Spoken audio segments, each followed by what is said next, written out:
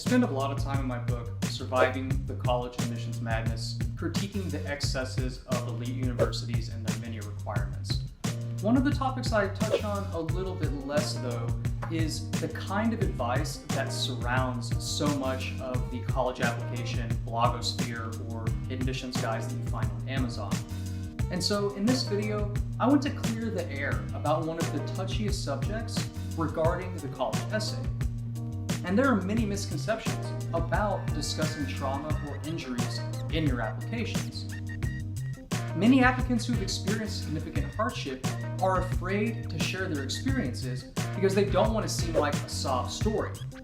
And there's a lot of blogs or university officials who say that they don't want to read, quote, sob stories. And other applicants who have lived privileged and relatively trauma-free lives worry that their lack of hardship or inability to write a sob story will somehow decrease their admissions chances. The first thing I want to say is that students who have experienced abuse, neglect, crippling illness, physical disabilities, losing their homes or a loved one, or any other adverse childhood experience would almost certainly trade in their grief and pain for a life with less suffering. A Redditor provided a life pro tip that said, don't tell somebody they're lucky they had cancer because now they have a good essay topic. And I agree. But if you don't have an obvious answer to prompts like the Common Applications essay number 2 that asks, recount a time when you faced a challenge, setback, or failure, then honestly consider yourself fortunate. I assume you wouldn't trade places with a student who has stage 4 cancer or who grows up as an orphan in rural poverty. Another Redditor reflects in a thread titled, A Few Notes on Trauma Essays from someone who wrote one, that, quote, trauma can potentially be a hook, but is it a hook that you really want? I first started reflecting on this topic when asking a related question. Are there some topics that are off limits, or maybe that you shouldn't discuss? Some admissions professionals take a very broad range of topics that you should avoid, and those lists often include traumatic episodes or injuries, particularly in sports. Many blog posts tell you outright never to discuss trauma or injuries, or if so, to be very polite and, if that, and maybe superficial about it. But I take a much more narrow view on this, because I feel that almost any topic can be a potentially insightful essay, depending on the context, why you've chosen that topic among all of the topics you could have selected, and obviously how you've gone about your writing. I've had many clients write about trauma or a sports injury, and find admission success at elite universities nationwide. But if I'm being charitable, I think one reason people have these long lists of topics to avoid is because it's intellectually convenient not to consider nuance. It also doesn't make for a good blog post. Moreover, most college essays simply aren't very good, which is a theme I discuss in previous videos. So it also follows that trauma and sports injury essays tend to be especially poor written. But that's not because students don't try to write well. It's just honestly really difficult to put into words complex feelings regarding grief, loss, and anger, among many other powerful or often negative emotions. Additionally, deeply rooted trauma may not manifest itself or be accessible until much later into someone's life, which complicates the advice for students to simply write about it, for applicants who have experienced adverse childhood experiences or continue to struggle with their identities, for example. I think the advice to write about trauma is more constructive than the other side of the coin, the advice you often hear to simply avoid or ignore it. When trauma or injuries are an essential part of your identity or background, then I encourage students to err on the side of sharing. When applicants get rejected, they try and include their trauma in an appeal or a letter of continued interest. But that information is rarely new or recent, and it's something that almost always should have been included in the initial application. It's almost always preferable to share something rather than not doing so if you feel like it's essential. My advice is that if you have a significant trauma or setbacks, especially if they've disrupted your life or education plans, then I encourage you to make an effort to share about it. That would obviously include sports injuries, but in particular if you are a high-level athlete who may miss out on athletic recruitment for Division I scholarships. Regardless, you want to avoid hyperbole or exaggerating a minor setback and making something that's small into a huge deal, because honestly it's guaranteed that your reviewer will have already seen at least a few truly heartbreaking stories. And especially during COVID, literally everyone has experienced at least some minor inconveniences or inability to pursue an extracurricular or an internship. So my advice is always avoid making mountains out of molehills.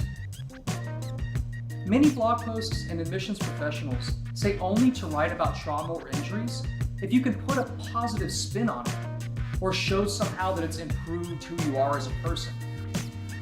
But it's regrettable that holistic review and the social desirability bias incentivize students to commoditize and sell their pain for a possible admission space. However, I also don't think trauma or injury essays need to have some kind of silver lining or showing how you overcame an obstacle and then paint some rosy picture about it. For many students, especially if they live in abusive households or are transitioning genders, the trauma often remains ongoing. I once worked with a client who wrote his essays literally in between chemotherapy treatments and also during hospitalizations, after their physicians had initially misdiagnosed them multiple times. Some good might well come from that child's experience, but it isn't at all evident at that moment when they've lost weight and their hair or their access to typical teenage experiences that this is somehow a way that this experience has improved who they are as a person. There simply may not be any silver linings other than having the courage to wake up each day and get out of bed. Given that teenage suicide is the second leading cause of preventable death in the United States, it's honestly a miracle, at least for some students, that they haven't taken their own lives, and that they have the courage again to wake up each day and try over. I don't think students are obliged to share how being assaulted or experiencing cancer helped them grow as a person. Sometimes, honestly, life is simply unfair, and it sucks. Maybe you'll take some lessons away years from now, but perhaps you won't, and that's honestly okay as well. You don't need to tell anonymous admissions readers why having an alcoholic father makes you more resilient, or how losing your mom to cancer makes you more empathetic. It's okay and probably more honest to be angry, bitter, or resentful than to have some insincere, optimistic, and socially desirable take. My advice is that if you want to discuss something deeply private and you don't want your parents reading it, make an effort to secure your documents to maintain your privacy. One of my clients who decided to write about a suicide attempt was discouraged by their parents, who insisted on reading their essays and told them not to submit it just before they were about to send in their application. Thankfully, they sent in their application anyways, and they gained admission to their dream school, so everything worked out. But parents, sometimes your kids write about things they honestly would rather you not know about, like being gay or experiencing a sexual assault. They might also write about your failing marriage. So if your child says no to you reading their essays, then respect their decisions and discretion. In some rare instances, students who have written about trauma have had their essays reported to high school staff. And in most states, it's a legal gray area what responsibility universities have for reporting potentially life-threatening content in a college essay. So what about the admissions reviewers who read these traumatic essays? I read dozens of them whenever I worked for UT Austin. I like to say I'm a little bit like a physician who's seen it all, but after a decade in and around college admissions, I'm still occasionally surprised at just what a rough hand many kids have been dealt. What's also to think about universities who allow or sometimes require students to discuss an obstacle, a setback, or a moment of realization. An admissions counselor on Reddit once criticized students for writing vividly about trauma or abuse because it was psychologically difficult for them to read and review. Like, honestly, what do you expect when you ask essay questions about obstacles that invite these kinds of traumatic stories and imagery? If undergraduate admissions essay topics had questions like law or graduate school admissions that primarily focused on your interests and the fit for the program, then this would avoid the problem of potentially triggering your admissions reviewer. Students simply respond to the questions that they are asked. It isn't their fault that life has dealt them a rough hand. Admissions counselors who are disturbed by essay responses firstly need to lobby their administration to reform their essay questions. Especially if you work at a university that admits more than 75% of their applicants, your institution honestly probably shouldn't have essay requirements at all. It isn't a student's responsibility to put a trigger warning at the top of their essays for topics that you are requiring them to write.